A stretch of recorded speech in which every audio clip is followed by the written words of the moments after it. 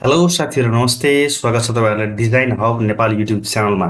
साथीहरू आज पुनः तपाईँहरू समक्ष एकदमै राम्रो दुईवटा बेडरुम भएको टिन सेट घरको डिजाइन लिएर आइसकेको छु, जुन तपाईँहरूले एकदम कमभन्दा कम खर्चमा बनाउन सक्नुहुन्छ है त। ल हेर्नुहोस् त, खास गरी धेरैवटा युट्युब च्यानलहरूमा धेरै ठुल्ठुलो डिजाइनहरू ल्याउने गर्छ, तर कस्तो हुन्छ भने ग्राउन्ड लेभलको जुन गाउँघरमा मान्छेहरू हुन्छ जसको बजेट कम हुन्छ तिनीहरूको लागि डिजाइन युट्युबमा एकदमै कम मात्रामा देखिन्छ है त। हो त्यस्तैहरूको लागि मैले यस्तो घरको डिजाइन लिएर आइसकेको छु, जुन तपाईँहरूसँग एकदम कम खर्च छ भने पनि तपाईँहरूले एकदम सुन्दर घर बनाउन सक्नुहुन्छ है त। सानो परिवारको लागि एकदम चिटिक्क पऱ्यो घरलाई। हेर्नुहोस् त, यो घरमा हाम्रो दुईवटा बेडरुमको साथै एउटा किचन रुम पनि रहेको छ र एउटा टोयलेट बाथरुम पनि रहेको छ। यो चाहिँ हाम्रो घरको अगाडिको मोड आउने भयो र यो चाहिँ हाम्रो घरको राइट एलिभेसन रहेको छ भने यतापट्टि हेर्नुहोस् त, यो चाहिँ हाम्रो घरको लेफ्ट एलिभेसन र यो चाहिँ हाम्रो घरको ब्याक एलिभेसन हुन्छ है त।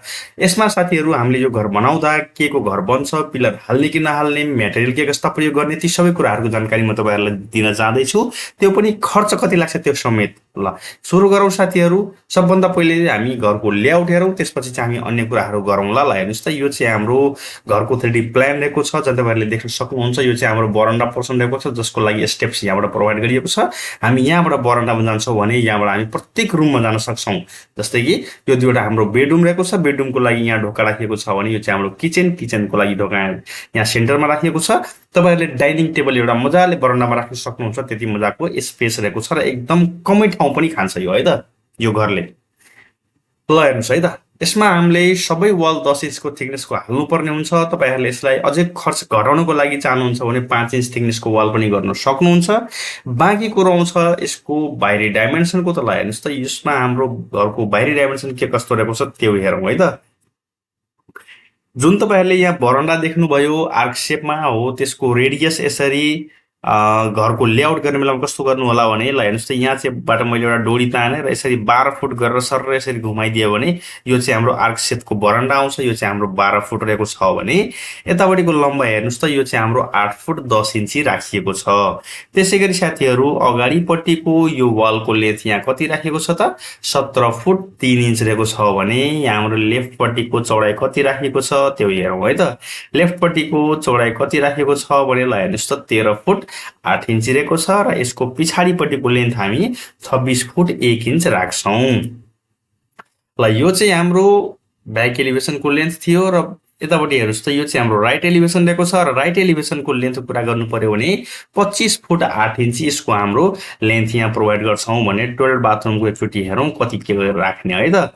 ल हेर्नुहोस् त, टोयलेट बाथरुमको चौडाइ यहाँ बाहिरी लम्बाइ यहाँ भन्दैछु म तपाईँहरूलाई 6 फुट 10 इन्च रहेको छ र यसको लेन्थ कुरा गर्नु पर्यो भने साथीहरू लेन्थ चाहिँ यसमा हामी 8 फुटको प्रोभाइड गर्छौँ। ल यो चाहिँ हाम्रो घरको बाहिरी डाइमेन्सन डिटेल थियो र यति लम्बाइ चौडाइ राखेर हामीले यो घर बनाउनु पर्यो भने जम्मै 643 स्क्वायर फुट मात्रैमा हामीले यो घर मजाले बनाउन सक्छौँ है त।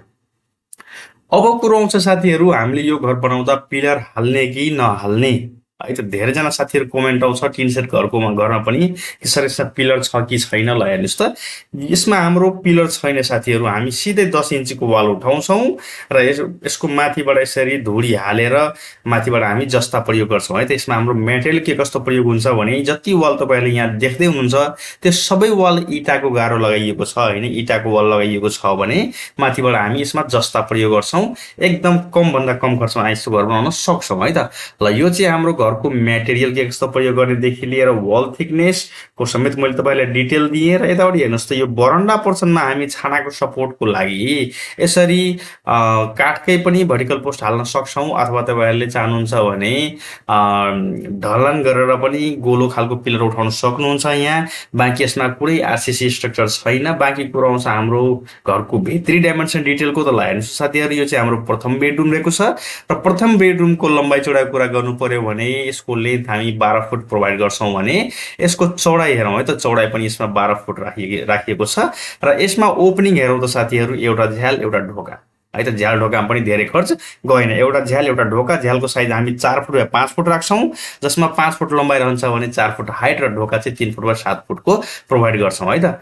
बाँकी कुरो आउँछ साथीहरू, यो चाहिँ हाम्रो दोस्रो बेडरुम र दोस्रो बेडरुमको लम्बाइ चौडाइ कति राख्ने त भन्दा हेर्नुहोस् त, 12 फुट यसको पनि लेन्थ रहेको छ र चौडाइ पनि यसमा हामी 12 फुट नै प्रोभाइड गर्छौँ र यसमा पनि एउटा झ्याल र एउटा ढोका। झ्यालको साइज हामी सेम 4 फुट या 5 फुटको राख्छौँ र ढोका 3 फुट बाइ 7 फुटको प्रोभाइड गर्छौँ है त। ल यो चाहिँ हाम्रो दुईवटा बेडरुमको डिटेल थियो। अब चाहिँ हामी कुरा गरौँ किचन रुमको बारेमा। त ल हेर्नुहोस् यो चाहिँ हाम्रो किचन रुम र किचन रुमको लम्बाइ कति प्रोभाइड गर्छौँ त भन्दा 11 फुट 2 इन्ची र यसको चौडाइ कति राख्ने त्यो पनि हेरौँ है त। यसको चौडाइ हामी क्लियर स्पानमा 7 फुट 2 इन्च राख्छौँ, जसमध्ये तपाईँहरूले किचन टेबल आफ्नो रिक्वायरमेन्ट हिसाबले यसरी बनाउन सक्नुहुन्छ। मैले चाहिँ यतापट्टि बनाएको छु। अब चाहिँ कुरो आउँछ साथीहरू, यो घर बनाउँदा हामीले सेट ब्याक छोड्ने कि नछोड्ने। ल हेर्नुहोस् है त, हामीले घर जस्तो सुकै बनाए पनि जुन जुन भागमा हामीले यसरी झ्याल राखेका छौँ ती सबै भागमा हामीले सेट ब्याक छोड्नुपर्ने हुन्छ।